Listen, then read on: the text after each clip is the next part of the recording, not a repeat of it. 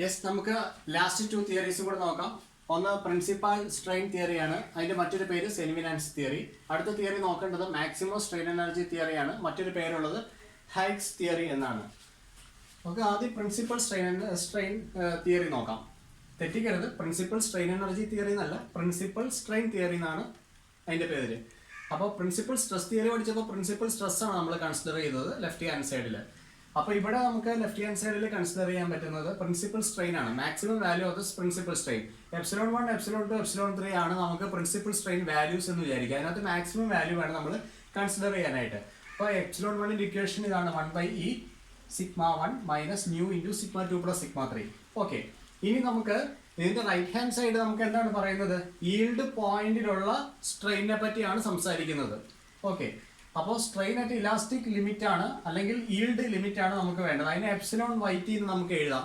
Yield ലിമിറ്റിലുള്ള strain ε1yt എന്ന് എഴുതാം. ε1yt എന്ന് പറഞ്ഞാൽ എന്താണ്? Strain is equal to stress divided by elastic modulus ആണ്. അപ്പോൾ ε1yt എന്ന് പറഞ്ഞാൽ σyt ഡിവൈഡഡ് ബൈ ഇ എന്ന് നമുക്ക് എഴുതാം. Then according to the theory, the failure occurs when maximum principal strain reaches the value of strain at yield limit. അപ്പോൾ ഇതാണ് maximum principal strain. So this maximum principal strain should be equated to strain at yield limit. അപ്പോൾ നമുക്ക് വരെ σ1 minus nu into σ2 plus σ3 that is equal to σyt. Okay, കംപ്രഷനിലോ ടെൻഷനിലോ നമുക്ക് straining obtain ചെയ്യാൻ പറ്റും. അതുകൊണ്ട് പ്ലസ് ഓർ മൈനസ് σy എന്ന് എഴുതാം. ഒന്ന് ടെൻഷനും മറ്റൊന്ന് കംപ്രഷനുമാണ് പ്ലസും മൈനസും കാണിക്കുന്നത്. അപ്പൊ ഇതാണ് ഫൈനൽ ക്രൈറ്റീരിയ എന്ന് പറയുന്നത്.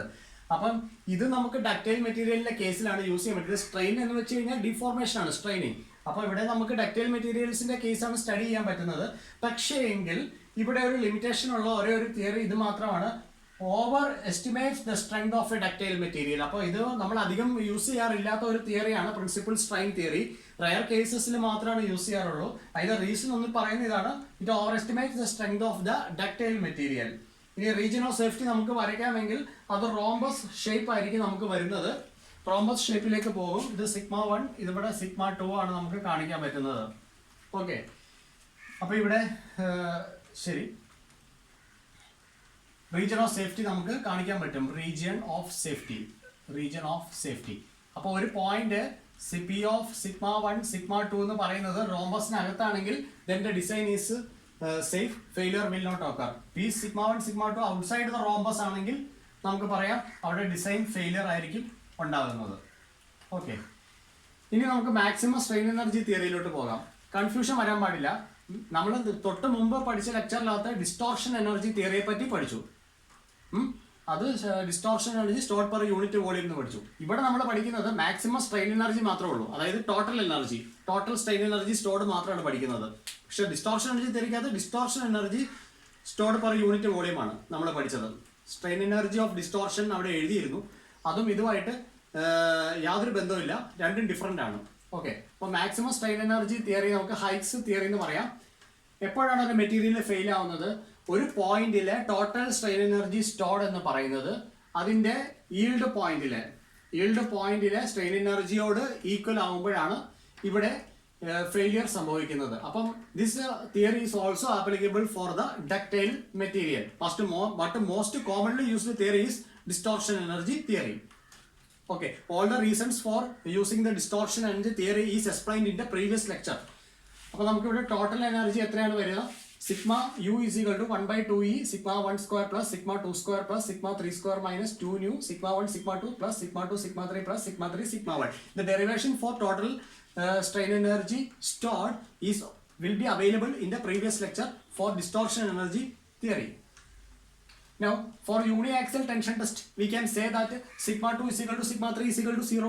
σ1 മാത്രമേ ഉണ്ടാകത്തുള്ളൂ, യൂണിയാക്സിയൽ ആണ്. ഓക്കെ, ഇനി നമുക്ക് ഈൽഡ് പോയിന്റിൽ എത്തുമ്പോഴോ ആ σ1 എന്ന് പറയുന്ന σytയോട് ഈക്വൽ ആവും.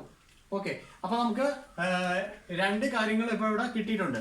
അപ്പോൾ σ1 σytയോട് ഈക്വൽ ആകുമ്പോൾ ടോട്ടൽ എനർജി സ്റ്റോർഡ് എന്താകും നമുക്ക് നോക്കാം. 1/2e ഇൻറ്റു σyt സ്ക്വയർ എന്ന് വരും. കാരണം σ2 σ3 ഒക്കെ 0 ആണ്. ഓക്കെ, σ2 σ3 0 ആയതുകൊണ്ട് ഈ രണ്ട് ടേം മാത്രമേ ഇവിടെ നിൽക്കുന്നുള്ളൂ. 1/2e σ1 സ്ക്വയർ, σ1ന് വരെ σyt സ്ക്വയർ എന്ന് എഴുതാം.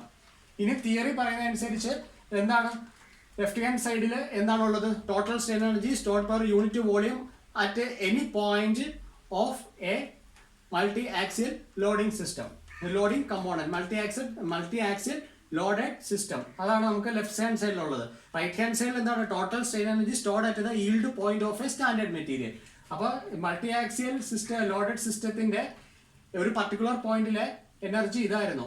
അപ്പോൾ നമുക്ക് ഈ ഒരു ഇക്വേഷനെ നമുക്ക് ഈ ഇക്വേഷനുമായിട്ട് നമുക്ക് ഇക്വേറ്റ് ചെയ്യാം. അങ്ങനെ ലെഫ്റ്റ് സൈഡ് ആർഎച്ച്എസുമായിട്ട് ഈക്വൽ ആയി വരുന്ന ഒരു കേസ് ആണെങ്കിൽ അവിടെ ഫെയിലിയർ ആയിരിക്കും വരുന്നത്. അപ്പോൾ ഇക്വേറ്റ് ചെയ്ത് കഴിയുമ്പോൾ നമുക്ക് ഒരു equation σ1² plus σ2² minus 2 nu σ1 σ2 is equal to σyt² എന്ന് വരും. അപ്പോൾ ഇതാണ് ഫൈനൽ ഇക്വേഷൻ വരിക. ഇതാണ് ഫെയിലിയർ ക്രൈറ്റീരിയ എന്ന് പറയുന്നത്. ഈൽഡിംഗ് തന്നെയാണ് ഇവിടെ ഫെയിലിയർ ക്രൈറ്റീരിയ. ഈ ഇക്വേഷൻ ആണ് ഫെയിലിയർ ആകുമ്പോൾ എന്ന് നമ്മൾ ചെക്ക് ചെയ്യുന്ന equation according to the maximum strain energy theory. Okay, ഇനി നമുക്ക് σ1 അവിടെ x കൊടുക്കാം, σ2 y കൊടുക്കാം. അങ്ങനെ വരുമ്പോൾ x² plus y² minus 2 nu xy is equal to a². σyt എന്ന് കൊടുക്കാം. അപ്പോൾ ഇത് നോക്കി കഴിയുമ്പോൾ this will be an equation of ellipse. Semi major axis വരെ σy√1 minus nu, semi minor axis σy√1 minus nu വരും. അത് വെച്ച് നമുക്കൊരു എലിപ്സ് വരയ്ക്കാം. σ1 σ2 ആക്സിസ് എടുക്കാം, അത് വെച്ച് എലിപ്സ് വരയ്ക്കാം. Okay, already we have done similar thing in the distortion energy theory. Okay, അതുകൊണ്ടാണ് കൂടുതൽ എക്സ്പ്ലെയിൻ ചെയ്യേണ്ട കാര്യമില്ല ഇവിടെ. അപ്പോൾ ഇവിടെ എലിപ്സ് വരയ്ക്കുക. നേരത്തെ പറഞ്ഞ പോലെ തന്നെ നമ്മൾ എന്ത് വരയ്ക്കുക, പി ഓഫ് σ1 σ2 ഒരു പോയിന്റ് ഈ എലിപ്സിന്റെ അകത്താണെങ്കിൽ then that design will be safe, material will not fail, the machine component will never fail. അതാണ് പറയുന്നത്. ഇനി എലിപ്സിന്റെ പുറത്താണ് ഒരു പോയിന്റ് വരുന്നതെങ്കിൽ നമുക്ക് പറയാം അവിടെ ഫെയിലിയർ സംഭവിക്കും. ഏത് പോയിന്റ് വരുന്ന കാര്യമാണ് പറയുന്നത്? ഇവിടെ ഈ പോയിന്റിനെ പറ്റി. A material subjected to a complex stress system fails when a strain energy per unit volume at any point. So ഈ പോയിന്റ് എലിപ്സിന് പുറത്താണെങ്കിൽ ഫെയിൽ ആവും, ഈ പോയിന്റ് എലിപ്സിന് അകത്താണെങ്കിൽ സിസ്റ്റം ഫെയിൽ ആവത്തില്ല എന്നാണ് നമ്മൾ പഠിക്കുന്നത്. So this theory is also applicable for the ductile materials. Okay, അപ്പോൾ ഇത്രയാണ് theories of failure എന്ന് പറയുന്നത്. നമ്മൾ പഠിച്ച തിയറീസ് ഓഫ് ഫെയിലിയറിൽ ഏറ്റവും ഇമ്പോർട്ടൻ്റ് ആയിട്ടുള്ളത് ഡിസ്റ്റോർഷൻ എനർജി തിയറിയാണ്. ഓക്കെ, ആകെ ഒരു തിയറി മാത്രമാണ് നമുക്ക് ബ്രിട്ടിൽ മെറ്റീരിയൽസിനകത്ത് ആപ്ലിക്കബിൾ ആയിട്ട് വരുന്നത്, അത് പ്രിൻസിപ്പൽ സ്ട്രെസ് തിയറി. ബാക്കി പഠിച്ചിരിക്കുന്ന ഈ 4 തിയറീസും ഡക്ടൈൽ മെറ്റീരിയൽസിനകത്താണ് വരിക.